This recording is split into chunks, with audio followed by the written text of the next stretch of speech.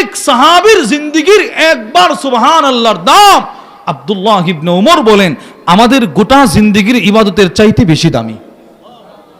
কথাটা মনোযোগ দিয়ে হয়তো শোনেন নাই। সাহাবা কারা? যাদের জিন্দেগীর একবার সুবহানাল্লাহর দাম, এক সেকেন্ডের দাম। আব্দুল্লাহ ইবনে ওমর বলেন, ইবনে মাজার 162 নম্বর হাদিস, আব্দুল্লাহ ইবনে ওমর বলেন, ফালা মাকামু আহাদিহিম সাআ খায়রুম মিন আমালি আহাদিকুম উমরা। তোমাদের গোটা জিন্দেগীর ইবাদতের চাইতে নবীর সাহাবাদের এক সেকেন্ডের দাম কোটি গুণ বেশি।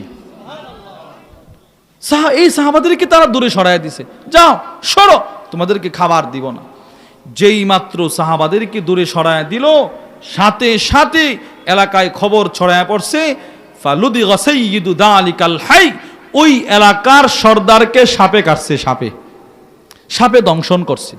সাহাবাদেরকে তুচ্ছ তাচ্ছিল্য করছে, আল্লাহ পাকের পক্ষ থেকে গজব চলে আসছে, সাপে কাটছে।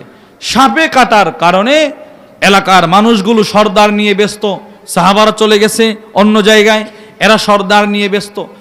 হাদিসে পাকে আসছে, আবু সাঈদ আল খুদরি বলেন, ওয়াসাউ লাহু বিকুল্লি শাইইন লা ইয়ানফাউহু শাইউন, যত ধরনের চিকিৎসা করা দরকার ছিল তারা সব রকমের চিকিৎসা করলো, কিন্তু এই লোকের কোনো উপকার আসে নাই, এরা কোনো উপকার পায় নাই।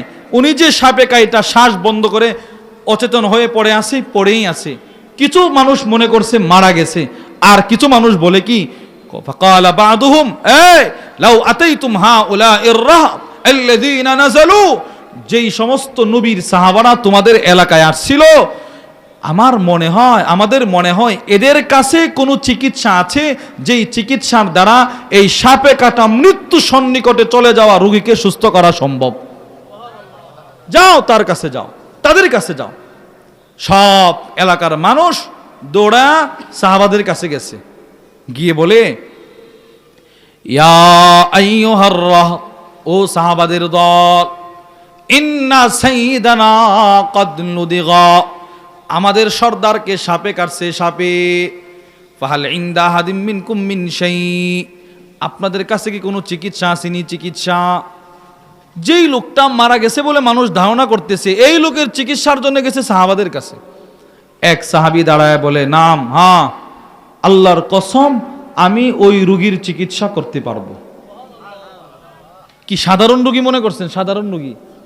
এদের এলাকার যত চিকিৎসা ছিল সব ব্যর্থ, কোনো উপকারে আসে নাই। এখন আসছে সাহাবাদের কাছে। এই এক সাহাবী দাঁড়ায় বলে, আমি চিকিৎসা করতে পারবো। ঠিক আছে, তাড়াতাড়ি চলেন, চিকিৎসা করতে হবে, তাড়াতাড়ি আসেন। সাহাবী আবার বলে, না, ওয়ামা আনা বিরাকিল লাকুম হাত্তা তাজআলু লানা জুলা, ততক্ষণ পর্যন্ত আমি তোমাদের রোগীর চিকিৎসা করব না, যতক্ষণ পর্যন্ত না তোমাদের সাথে আমার একটা চুক্তি না হবে। চুক্তি? কি চুক্তি? তোমাদের কাছে খাবার চাইছিলাম, খাবার, ফালাম তুদাইফুনা, তোমরা আমাদের মেহমানদারি করো না। এবার যতক্ষণ পর্যন্ত না তোমাদের সাথে আমাদের একটা আর্থিক চুক্তি না হবে, ততক্ষণ পর্যন্ত আমি তোমাদের চিকিৎসা করব না। পরশিনি পেয়েছে। এবার সাহাবী কথা শুনে এরা বলে, ঠিক আছে, আমরা চুক্তি করলাম। ফাসালহুম আলা কাতিইম মিনাল গানাম, এক পাল বকরির বিনিময়ে চুক্তি হয়ে গেছে। এরপরে এরা বলে, তাড়াতাড়ি আসেন, এবার এসে চিকিৎসা করেন। এবার সাহাবী হাঁটি হাঁটি পা পা করে গেছেন। ফানতালাকা ইয়ামশি, সাহাবী হেঁটে হেঁটে ওই রোগীর কাছে গেছেন। রোগী তো অচেতন হয়ে পড়া, মানুষ মনে করছে মারা গেছে। এবার সাহাবী গিয়ে ওই রোগীর সামনে ইয়াতফিলু আলাইহি ওয়া ইয়াকরা সূরাতুল ফাতিহা, সূরা ফাতিহা পড়ে এই রোগীর উপরে একটু দম করছে, ফু দিছে। ফু দেওয়ার সাথে সাথে ফানতালাকা ইয়ামশি ওয়া মা বিহি কালাবা, এই রোগী মাটি থেকে সোজা উঠে হাঁটা শুরু করছে। কি পাওয়ারফুল ঔষধ সূরাতুল ফাতিহা! সুবহানাল্লাহ বলবেন না? কি দামি ঔষধ সূরাতুল ফাতিহা! সাহাবী ফু দিছে, সুস্থ হয়ে গেছে। এই কোরআন, এর চাইতে দামি ঔষধ নাই। বলেন, কোরআনের চাইতে দামি ঔষধ নাই। এজন্যে আল্লাহু আকবার, ইমাম নববী রাহিমাহুল্লাহ তার বিখ্যাত কিতাব আত-তিবিয়ান ফি আদাবি হামালাতিল কোরআনের মধ্যে লেখেন, তালহা ইবনে মুসাররিফ বলেন, পৃথিবীর সব ঔষধ সেবন করা লাগে, আর কোরআনই একমাত্র ঔষধ। এটা সেবন করার কোনো প্রয়োজন নাই। রোগীর সামনে তেলাওয়াত করলে রোগী নিজেকে সুস্থ মনে করে। উনি একটা জলজন্ত দৃষ্টান্ত দিয়েছেন। তিনি বলেন, দাখালতু আলা খাইসামা, আমার এক বন্ধু ছিল। তলহা ইবনে মুসাররিব বলেন, আমার এক বন্ধু ছিল, সে অসুস্থ। খাইসামা, এলাকার লোকেরা বলে, তোমার বন্ধু অসুস্থ, সাকরাতে পড়ে গেছে, তাকে ইয়াদাতুল মারিদ করে আসো, তাকে একটু দেখে আসো। আমি তাকে দেখার জন্য গেলাম, বা গিয়ে দেখি, ফাকুলতু ইন্নী আরাকাল ইয়াউমা সালিহান আও দাহিকা, গিয়ে দেখি আমার দোস্ত পরিপূর্ণ সুস্থ, মুস্কি মুস্কি হাসতেছে। আমি তাকে জিজ্ঞেস করলাম, পুরো এলাকায় ছড়ায় পড়ছে তুমি সাকরাতে চলে গেছো, তোমার শেষ সময় চলতেছে, আমি তো এসে দেখি তুমি সুস্থ, কি ব্যাপার, কি ঔষধ ব্যবহার করছো? তিনি বলে, করি ইনদি আল কুরআন, আমি কোনো ঔষধ ব্যবহার করি নাই, আমার পরিবারের লোকেরা আমার মাথার সামনে কোরআনে কারীমের তিলাওয়াত করেছে, আমি সুস্থ হয়ে গেছি। আল্লামা ইবনুল কাইয়িম আল জাওজিয়্যা রাহিমাহুল্লাহ তার বিখ্যাত কিতাব আদ-দাওয়ার মধ্যে লেখেন, মাকাস্তু বিমাক্কা, আমি মক্কায় ছিলাম দীর্ঘদিন। আল্লামা ইবনুল কাইয়িম আল জাওজিয়্যা লেখেন, আমি মক্কায় থাকাকালীন তাতারিনি আদাওয়া, চতুর্মুখী রোগ ব্যাধি আমাকে আক্রমণ করছে, অনেক রোগে আমি জর্জরিত হয়ে গেছি। ওয়ালা আজিদু তাবিবা, কোনো ডাক্তার পাই না, ভালো কোনো ডাক্তার পাই না যে চিকিৎসা করাবো, দাওয়া ঔষধও পায় না যে নিজে নিজে খায়ার চিকিৎসা করব। উনি বলে, ডাক্তারও যেহেতু পায় না, ঔষধও যেহেতু পায় না, আমি ফাকুমতু উআলিজু নাফসি বিল ফাতিহা, আমি নিজেকে নিজে সূরা ফাতিহার মাধ্যমে চিকিৎসা শুরু করে দিছি। তিনি বলেন, আল্লাহর কসম, আমি যেই মাত্র সূরা ফাতিহা পড়ে ফু দিলাম, ফাআরা লাহা তাসীরান আজীবা, সাথে সাথে আমি সুস্থ হয়ে গেছি, আশ্চর্য ধরনের ফল পাইছি। এজন্য বলেন, আমরা অসুস্থ হলে প্রথমে চিকিৎসা করব কি দিয়ে? জোরে বলেন না, সবাই বলেন কি দিয়ে? কোরআন দিয়ে। তাহলে বোঝা গেল কোরআন এক ঔষধ। আচ্ছা, এবার আপনারা বলেন তো, আমাদের মুখে নাপা নাপা নাপা এই ট্যাবলেটের নাম কি পরিমাণ জপা হয়েছে? বলেন না। আরে সার্জেল, এবারে কি বলে প্যারাসিটামল, এগুলো কি পরিমাণ জপছি। আচ্ছা, এই ট্যাবলেটগুলোর নাম সারা জীবন নিলে কোনো সওয়াব আসেনি, কিন্তু কোরআন এমন এক ঔষধ, মুখে শুধু এই ঔষধের নামটা নিবেন, 40 নেকি পায়ে গেছেন। আল্লাহু ইন্না আনজালনাহু কুরআন, কোরআন এটা কোরআনের শব্দ, এই অনুপাতে 4টা অক্ষর, 4টা অক্ষরের কারণে 40 নেকি আপনি পায়ে গেছেন। 2, চিকিৎসা চলবে হাদিস দিয়ে। কি দিয়ে? বলেন কি দিয়ে? হাদিস দিয়ে। হাদিস দিয়ে চিকিৎসা করার 2 অর্থ।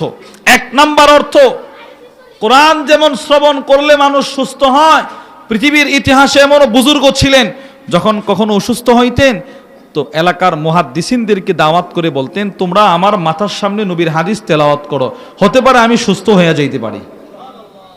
আল্লামা আবু বকর খতিব বাগদাদি রাহিমাহুল্লাহ তার বিখ্যাত কিতাব শরফ আসহাবিল হাদিসের 158 নম্বর পৃষ্ঠায় নিয়ে আসছেন। বাগদাদের বিখ্যাত বুজুর্গ, বিখ্যাত ফকিহ মুহাদ্দিস ছিলেন আহমদ ইবনে মানসুর আল বাগদাদি আর রামাদি রাহিমাহুল্লাহ। ইনি অসুস্থ হয়ে গেছেন।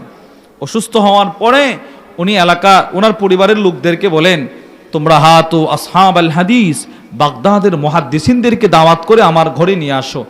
এবার এদেরকে নিয়ে আসছে। এরা আসার পরে ইনি বলতেছেন, ইকরাউ আলাইয়াল হাদিস, তোমরা আমার কাছে নবীর হাদিস তেলাওয়াত করে শোনাও। এবার সবাই মিলে নবীর হাদিস তেলাওয়াত করলো। তিনি বলেন, এই নবীজির হাদিসের তেলাওয়াতের বরকতে সুস্থ হয়ে গেছি।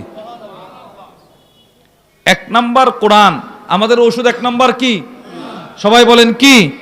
2 নাম্বার কি? হাদিস।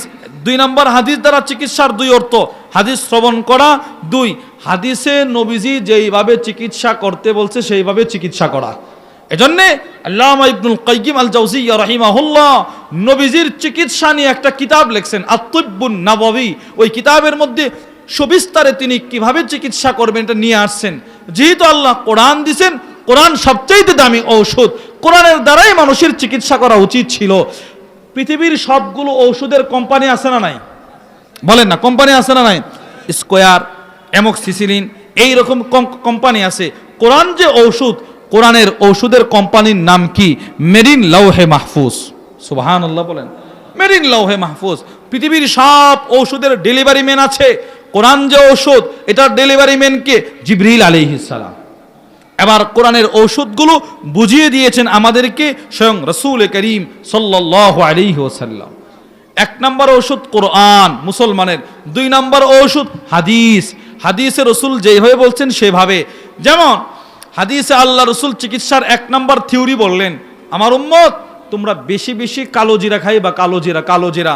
বুখারী শরীফের হাদিস, মুসলিমেও হাদিস আসছে, আল্লাহর রসুল বলেন ইন্না ফিল হাব্বাতিস সাউদা শিফাআম মিন কুল্লি দা। রসুল বলেন নিশ্চয়ই কালো জিরায় সব রোগের ঔষধ আছে।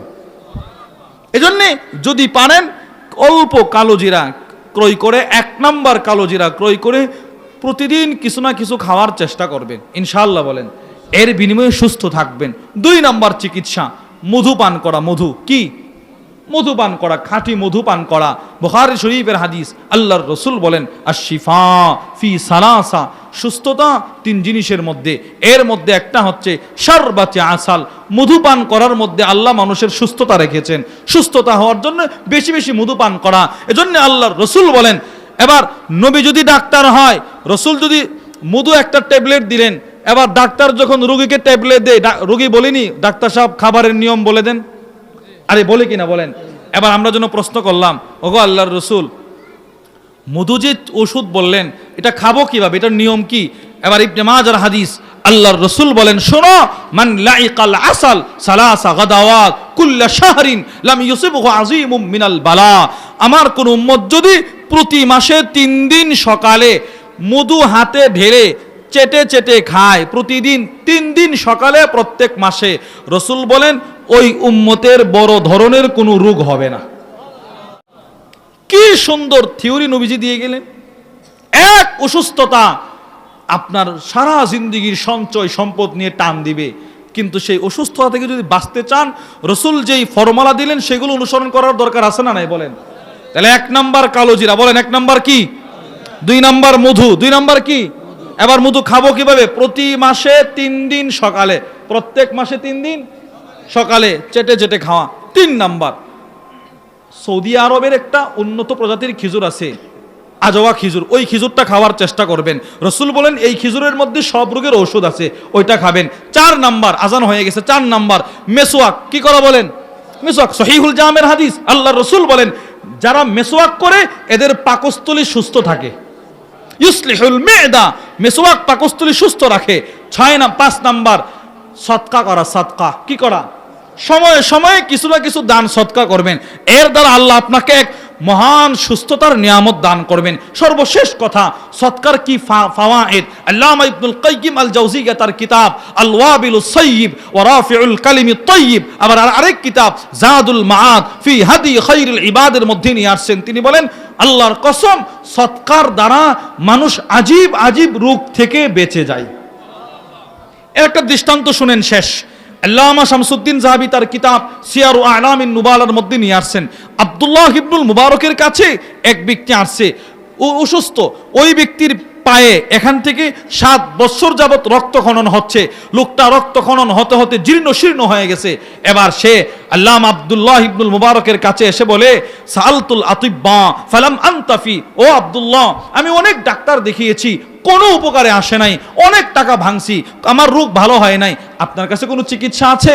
আব্দুল্লাহ ইবনুল মুবারক বলে, ইযহাব ওয়াহফির বি'রান ফি মাকানিন ইহতাজুন নাসু ফিহি ইলাল মা, যাও তুমি গিয়ে একটা কুয়া খনন করবে এমন এক জায়গায় যেখানে মানুষের পানির খুব প্রয়োজন হয়, তুমি ওখানে কুয়া খনন করে দাও সৎকার নিয়তে। ফা ইন্নী আরজু আন তানবুআ হুনাকা আইনুন ওয়া ইউমসিকু আনকা দাম, আমি আব্দুল্লাহ ইবনুল মুবারক আশা করি ওখানে তোমার কুয়া থেকে পানি বের হবে, এখান থেকে তোমার রক্ত চলাচল বন্ধ হয়ে যাবে। ফা ফাআলা, লোকটা বাড়িতে গিয়ে তাই করলো। ফা বারআ বিইذনিল্লাহ, ও আল্লাহর নির্দেশে সুস্থ হয়ে গেছে।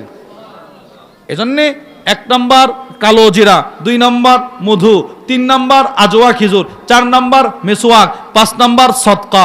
এইগুলোর মাধ্যমে আমরা চিকিৎসা করব। তো 1 নাম্বার চিকিৎসা কোরআন দিয়ে, 2 নাম্বার হাদিস দিয়ে। হাদিসে আবার 5টা বিষয়, 3 নাম্বার ছিল ডাক্তার। এই ডাক্তার দেখাবেন, সূরা ফাতিহার মাধ্যমে চিকিৎসা করবেন, নববী চিকিৎসা করবেন। সবগুলো হচ্ছে ঔষধ। আর ঔষধের জন্য পানির দরকার আছে না নাই? দোয়া হচ্ছে পানি। দোয়া কি? যেই চিকিৎসা আপনি করেন না কেন দোয়া করার দরকার আছে না নাই? এজন্য দোয়া করে এই চিকিৎসা করবেন তো ইনশাআল্লাহ আপনিও এক সুস্থতার জিন্দেগি লাভ করবেন। আল্লাহ আমাদের সকলকে অসুস্থতার নিয়ামত আমাদের থেকে দূর করে সুস্থতার মহান নিয়ামতের দ্বারা আমাদেরকে মালামাল করে আল্লাহ তাআলার বেশি বেশি ইবাদত করার তৌফিক দান করুন। ওমা আলাইনা ইল্লাল বালাগ।